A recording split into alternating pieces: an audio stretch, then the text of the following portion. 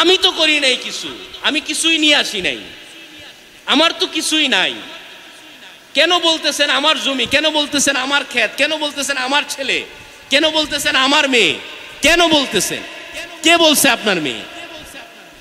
আপনার ছেলে বলছে কে? আপনার জমি বলছে কে? এই লোকটারে দেখান যে বলছে এটা আমারই জমি, এটা আমারই থাকবো। ওরে বাবা, আপনার চোখটা বন্ধ করে দেখেন না যে আপনার জমি, আপনার ছেলে, আপনার মেয়ে কোথায় আর আপনি কোথায়? আপনি কি জানেন না যে আপনার রবের একটা আঙ্গুরের ইশারায় আপনার হায়াতের গন্ডা যখন বেজে যাবে, আপনি যখন চলে যাবেন, তখন আমার আর আমার বলতে কিছুই আসেনি বাবা। কিছু আমার আছে? আমি তো আমার না। আমার এই দেহটা, 3.5 বডিটা, এই দেহটাই তো আমার আপন না। আমি আমার জমি কেমনে বলি? আমি আমার ছেলেরে বলি কেমনে যে তুই আমার?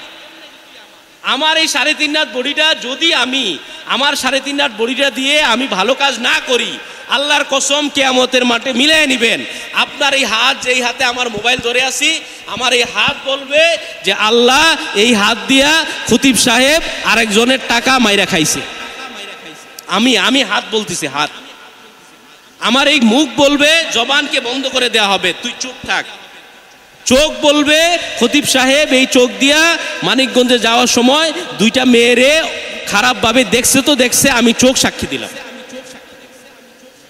পা বলবে আল্লাহ আমি জানি খতিব সাহেব আপনাদের কাছে ভালো মানুষ হিসেবে তো সাজছে, কিন্তু বিকালে গিয়াই সে একটা গানের মজলিসে গিয়া গান শুনছে, যাত্রাপালা দেখছে।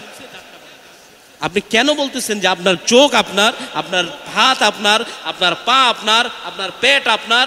এই যে ভাই ছেলেরে নিয়ে মসজিদে আসে যে এই ছেলে আমার, এই ছেলে আমার, সে কেন বলবে এই ছেলে তার না? সামান্য কিছু সময়ের জন্য রব তাকে দান করছে, নির্দিষ্ট একটা সময় পরে এই ছেলেকেও আল্লাহ তাআলা ডাক দিবে। বাবাকে যেমন ডাক দিবে ছেলেকেও ডাক দিবে।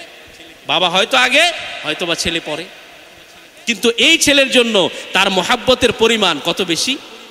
এই মহাব্বতটা রব্বুল আলামিন একটা সিস্টেম করে দিছে। এই ছেলেকে যদি, আমার ভাই এই সন্তানকে যদি মহাব্বত না করে, এই সন্তান জন্ম হওয়ার পরে যদি ইহুদি নাসারারা যা করে, তোমার লাইফ তুমি বেছে নাও, I don't know, I don't care, তুমি যাও, তুমি যেখানে ইচ্ছা মানুষ হও, তুমি যা ইচ্ছা করো। আমার ভাই কি তা করছে? তাকে সাজায়া গুছায়া মানুষ করে, মুমিন করে, তাকে কবরে নেওয়ার জন্য সাথে করে মসজিদে নিয়ে আসছে। এই মসজিদে আসাটা, এই যে শিক্ষা সে পাইলো বাচ্চাটা, এই শিক্ষাটাই তার জন্য জরুরি। আপনারা নাতি নাতকুর ঘরে শুয়ে থাকে, আপনি দাদা মসজিদে যাইতেছেন, ওমি আপনার একটু মনের ভিতরে একটু কষ্ট লাগে না? আমার নাতিটা শুয়ে রইছে, ওরে 2টা থাপড়া দেন না কেন? আরে আপনারটা খায়া, আপনারটা পয়রা আপনার ছেলে মানুষ হইছে, তার ঘরে নাতি হইছে, আপনি 2টা থাপড়া দিতে পারেন না ওরে? আপনি এত আদর কিসের? ওরে থাপড়া দিয়ে আপনার সাথে করে মসজিদে আনেন না কেন? আপনি মনে করতেছেন হুজুর আমি তো আইছি।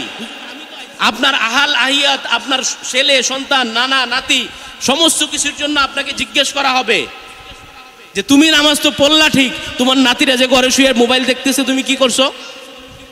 তোমার ছেলেটা যে ঘরে বসে শুয়ে রইছে, এখনো তোমার জুমার নামাজে আসে না, তুমি কি করছো?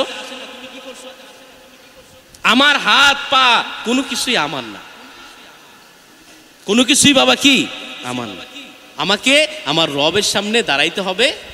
সেই পর্যন্ত শুধুমাত্র আমার একটাই কাজ, আমি যাতে আমার রবের অনুগ্রহ নিয়া, এখন অনুগ্রহ হইতে নিতে হইলে কিছু কাজ করা লাগে কিনা বাবা?